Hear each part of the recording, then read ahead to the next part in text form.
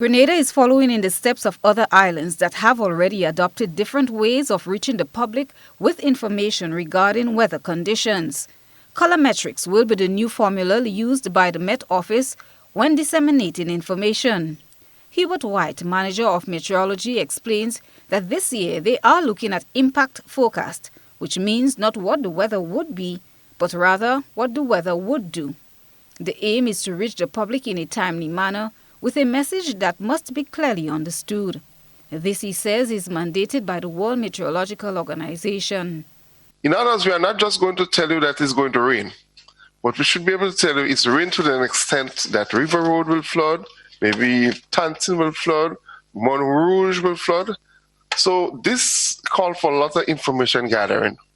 We have been mapping historical events and linking them to a number of rainfall.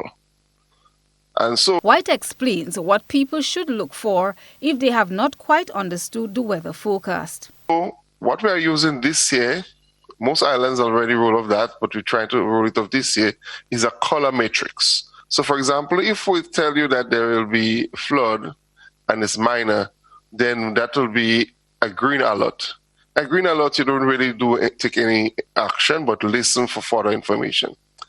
Then if it's heightened a bit, you go to the yellow alert.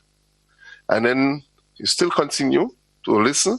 But when it starts reaching orange, you have to start taking action. If you are in a flood-prone area, you should be observing your surroundings carefully and taking the necessary action to seek higher ground.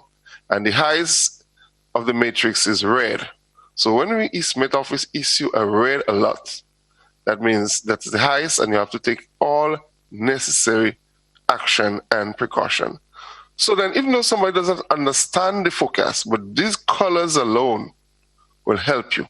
Meanwhile, Public Relations Officer at the National Disaster Management Agency, Oslin Cosby, is pleased to report that inspection of hurricane shelters have been completed, and the agency is now at the stage of compiling reports to be submitted to Cabinet for approval. The new list of shelters will be released in short order, which would take into consideration COVID-19 protocols. Presently, they are working with the 2019 list of 117 approved shelters. In the meantime, a high concentration of Sahara dust is in the atmosphere, and people with respiratory issues are being warned to take precaution. The Saharan dust, we know that it threatens lives, and it is important that as individuals, we always remind you that you take responsibility for your safety. You know, we have the young ones at home now, and you may just need to stock up on their pumps or nebulizers. Maybe you need a new one. There's so much that can happen. And of course, we also need to be cognizant of the time in which we live. This is not normal times. Cosby says this occurrence is not unusual. Christina John, GBN News.